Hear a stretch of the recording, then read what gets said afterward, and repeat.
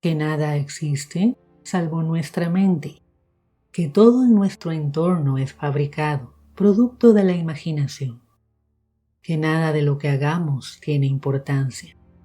Estas y otras ideas no son nuevas, pero han estado circulando y aumentando en los últimos años, en muchos casos entre gente joven.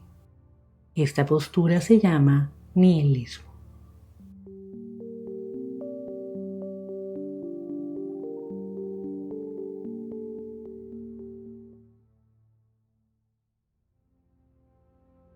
Nihil significa nada en latín.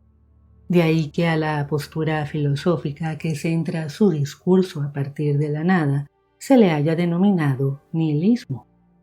Usualmente el nihilismo se asocia a la postura que niega todo, pero en realidad es una filosofía que se presenta en diferentes grados o variantes y por tanto puede impactar al ser humano de diferentes maneras. El grado más radical de nihilismo es el nihilismo ontológico o existencial.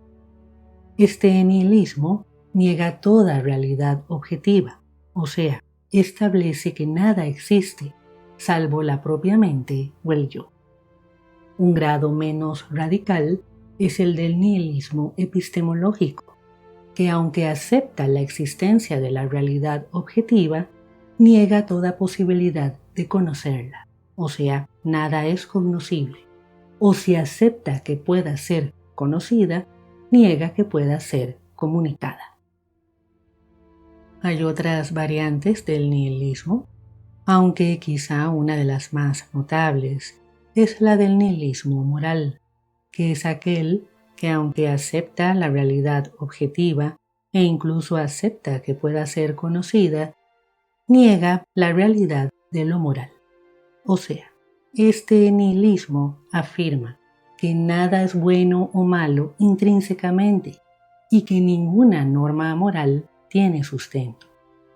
Este tipo de nihilismo puede tener consecuencias diferentes y hasta opuestas a las que suele generar el nihilismo existencial. El asunto es que el nihilismo no ha sido un mero ejercicio intelectual, sino que ha tenido un impacto poderoso en la psicología y en el desarrollo de la conducta humana. Hoy en día, ante el desconcierto que ha dejado la física cuántica sobre la existencia de la materia y ante la injusticia y la crueldad que parecen prevalecer en el mundo, los sentimientos que más agobian al ser humano común son la impotencia, la angustia y a veces la desesperación. Es cuando surge la pregunta de si vale la pena esforzarse y cuando muchos llegan a pensar que nada es real y si no es real, la vida carece de sentido.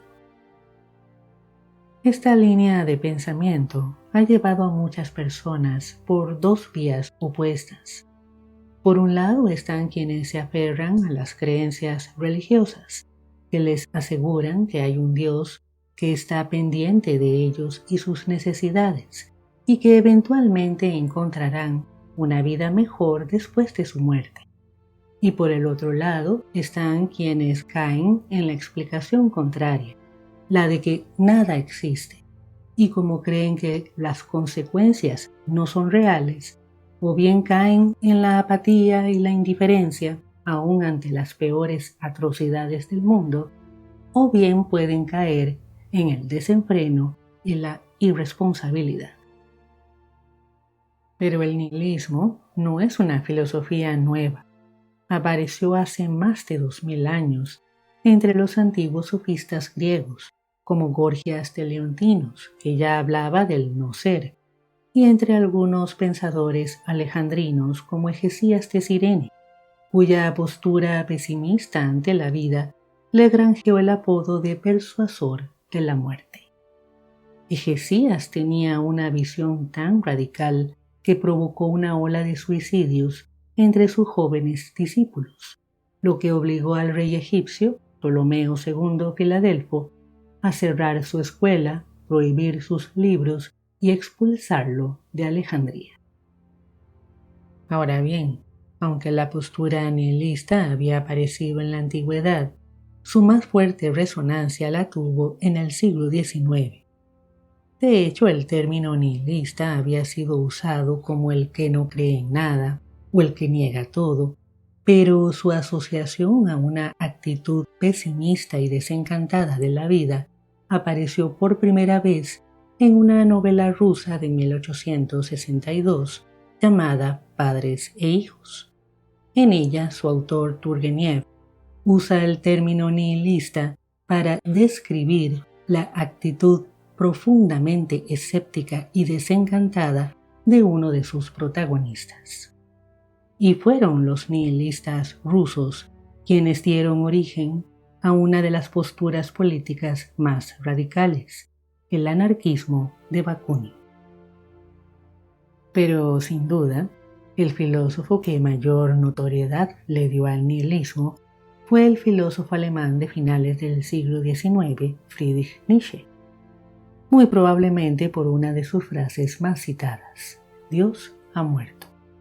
Con esta frase, Nietzsche aludía al desmoronamiento del sistema judeocristiano que había regido la moral occidental hasta el momento.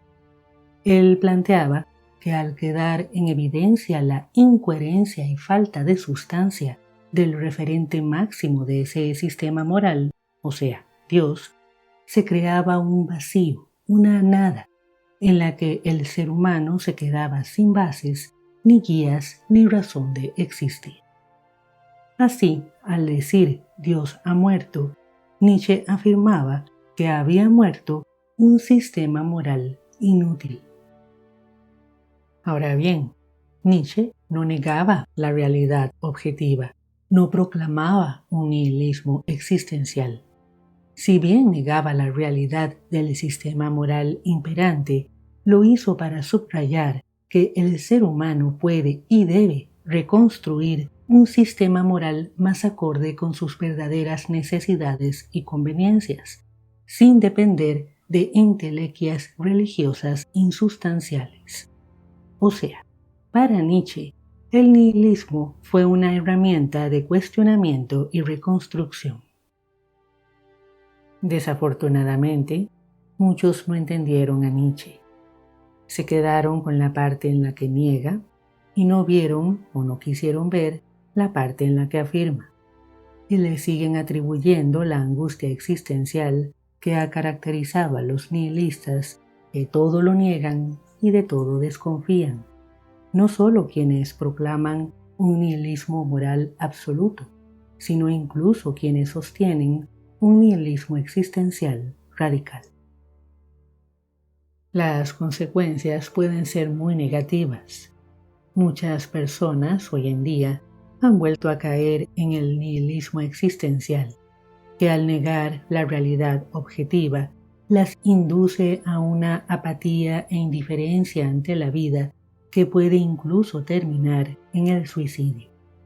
Muchos otros, aunque no niegan la realidad objetiva, se hunden en un nihilismo moral que les hace creer que todo concepto del bien y del mal es irreal y por tanto contemplan con indiferencia las más atroces situaciones del mundo.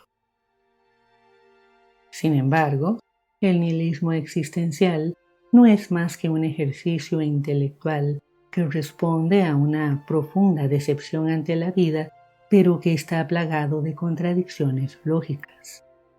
El nihilismo moral, por su parte, puede ser útil si se le utiliza como herramienta de cuestionamiento, tal como hizo Nietzsche, pero si se le toma como filosofía de vida, como justificación para la inacción o la amoralidad, es nefasto. Y no, Nietzsche no avaló la apatía ni la indiferencia. Tampoco proclamó la amoralidad absoluta.